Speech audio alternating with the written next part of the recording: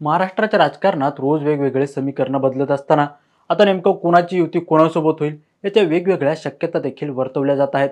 एकनाथ शिंदे टेन्शनमध्ये आहेत, त्यांचं फडणवीसांशी जमत नाहीये, त्यांचं अजितदादांशी देखील जमत नाहीये असं बोललं जातंय।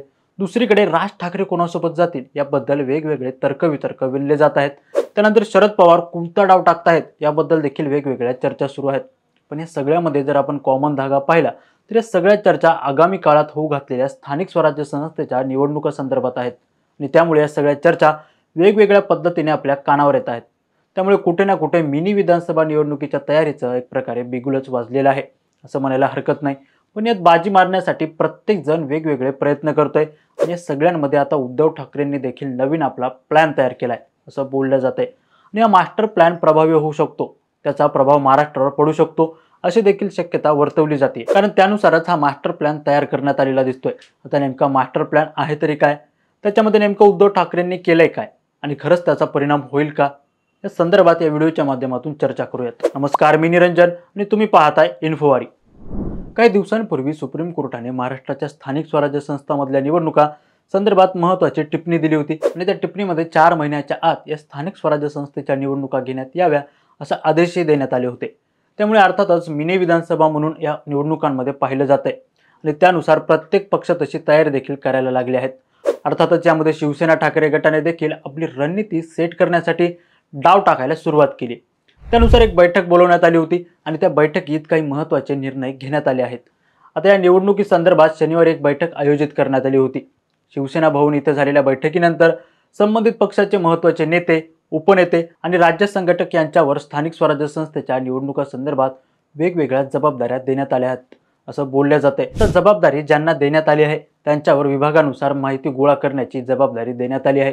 स्थानिक स्वराज्य पातळीवर जे वॉर्ड असतात त्याची सखोल माहिती यामध्ये अभ्यासली जाणार आहे। स्थानिक पातळीवरचे कोणते वॉर्ड किंवा मतदारसंघ लढायला पाहिजे, कोणती टाळता येईल किंवा टाळायला पाहिजे, तिथली परिस्थिती काय, तिथल्या पक्षाचा माणूस कोण आहे आणि त्यांचं काम कसं आहे, या सगळ्या संदर्भात संबंधित नेत्याला माहिती घ्यावी लागणार आहे आणि ही माहिती 19 जूनपर्यंत शिवसेना भवनला सादर करण्याचे आदेश देखील देण्यात आले आहेत। आता राज्यात लोकसभा निवडणुकीत ठाकरेंनी चांगलं प्रदर्शन केलं, विधानसभेच्या निवडणुकीत तुलनेने त्यांना कमी जागा मिळाल्या, त्यामुळे राज्यात शिवसेना ठाकरे गट संघटक म्हणून किती मजबूत आहे हे देखील आता त्यांना तपासण्याची गरज दिसत आहे आणि त्यानुसार आता आपलं संघटना किती मजबूत आहे याची देखील पडताळणी या माध्यमातून केली जाणार असल्याचं बोललं जाते। त्यानंतर 2012 ते 2017 हा जो महानगरपालिकेचा कालावधी होता, या दरम्यान संबंधित मतदारसंघात काय झालं आणि सध्या या मतदारसंघात स्थिती कशी आहे याची देखील माहिती जमा करण्यात येणार असल्याचं बोललं जाते।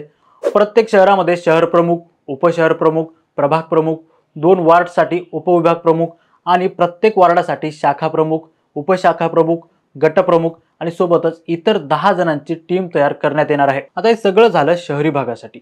ग्रामीण भागासाठी देखील ठाकरे गटाने प्लॅन तयार केलेला आहे। त्यामध्ये ग्रामीण भागात तालुका प्रमुख, उपतालुका प्रमुख, गाव पातळीवर शाखा प्रमुख, बूथ प्रमुख आणि शहरी भागात असेल तशीच ग्रामीण भागातही इतर 10 जणांची टीम तयार करण्यात येणार आहे। या सगळ्या संघटनात्मक रचना पूर्ण करून यादीचा जो अहवाल देईल तो अहवाल आपल्या स्थानिक भागातील कोणते वॉर्ड आपल्यासाठी सकारात्मक आहेत, म्हणजेच मतदारसंघ सकारात्मक आहेत आणि याची माहिती देखील 19 जूनपर्यंत शिवसेना भवनला जमा करण्याचे आदेश देण्यात आले आहेत। तर यामध्ये शिवसेना ठाकरे गटाचे जे महत्त्वाचे नेते यामध्ये निवडले गेले आहेत त्यांना त्यांच्या वर्चस्वानुसार, म्हणजे त्या मतदारसंघात किंवा ज्या भागात त्यांचं वर्चस्व आहे त्या भागांबद्दल त्यांना बऱ्यापैकी माहिती आहे, अशा नेत्यांना ते भाग देण्यात आले आहेत। म्हणजे सुभाष देसाई आणि राजन विचारे यांना ठाणे, नवी मुंबई आणि मीरा भाईंदर हा परिसर देण्यात आला आहे। संजय राऊत यांच्याकडे पुणे, पिंपरी चिंचवड, नाशिक, मालेगाव, जळगाव शहर देण्यात आलं आहे। त्यानंतर धुळे आणि अहिल्यानगरचा विचार केला तर तिकडे अनिल परब आणि संजय राऊत दोघं जण ह्या 2 जिल्ह्यांसाठी देण्यात आले आहेत। सोबतच कल्याण डोंबिवली देखील अनिल परब यांच्याकडे दिलेली आहे। उल्हासनगर आणि पनवेल शहर अनंत गीते यांच्याकडे आहे। अमरावती, अकोला हे अरविंद सावंत यांच्याकडे देण्यात आलं आहे। नागपूर आणि चंद्रपूर हे भास्कर जाधव यांच्याकडे देण्यात आले। खरं तर भास्कर जाधव यांच्याकडे कोकणातला पट्टा देणं अपेक्षित होतं, पण तरी त्यांना विदर्भाकडला भाग का देण्यात आला याबद्दलची वेगवेगळ्या चर्चा सध्या सुरू आहेत आणि अर्थात त्याच्या पाठीमागे देखील ठाकरे गटाचं काहीतरी प्लॅन असू शकतो असं देखील काही जण म्हणतायत। त्याच्यानंतर वसई विरार शहर, भिवंडी निजामपूर शहर हे विनायक राऊत यांच्याकडे देण्यात आले।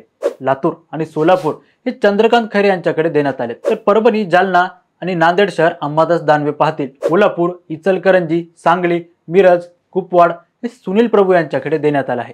यामध्ये आपल्याला आणखीन एक गोष्ट लक्षात घ्यावी लागेल की छत्रपती संभाजीनगरवर जास्त नजर यावेळी ठाकरे गटाची असणार आहे. म्हणजे मुंबई आणि छत्रपती संभाजीनगर ही दोन शहरं ठाकरे गटासाठी महत्त्वाची समजली जात आहेत. अर्थात अहिल्यानगर आणि धुळे देखील त्यामध्ये आहेत, पण जास्तीत जास्त मुंबई आणि छत्रपती संभाजीनगर ताब्यात घेण्यासाठी रणनीती आखली जात असल्याचं यातून दिसतंय. आता ही जी प्लॅनिंग केली जाते ती प्लॅनिंग अत्यंत महत्त्वाची ठरू शकते, कारण उशिरा का होईना स्थानिक पातळीवर काय चाललंय याचं सिंहावलोकन करून त्यानुसार तिथं ॲक्शन घेण्यासाठी ही एकूण प्रक्रिया अत्यंत प्रभावी ठरू शकते. म्हणजे वास्तविक परिस्थिती ग्राउंड लेवलला ठाकरे गटाची किती ताकद आहे, लोक काय रिस्पॉन्स करतायत आणि आता जी पाहणी केली जाईल ती पाहणी निवडणुकीला आलेला परिणाम या सगळ्याचं गणित आगामी काळासाठी देखील ठाकरे गटासाठी अत्यंत महत्त्वाचं ठरू शकतं. दुसरी महत्त्वाची गोष्ट म्हणजे अगदी 4 महिने अगोदरपासून ग्राउंड पातळीवर जर ही तयारी अशा पद्धतीने सुरू झाली तर उणिवा भरून काढण्यासाठी ठाकरे गटाजवळ बऱ्यापैकी कालावधी असणार आहे. त्या दरम्यान अनेक घडामोडी देखील घडू शकतात. त्यामुळे 19 जून नंतर म्हणजे एकंदरीतच जून महिन्यानंतर म्हणजे जुलैपासून खऱ्या अर्थाने ठाकरे गट आपल्या कामाला सुरुवात करेल असं दिसतंय.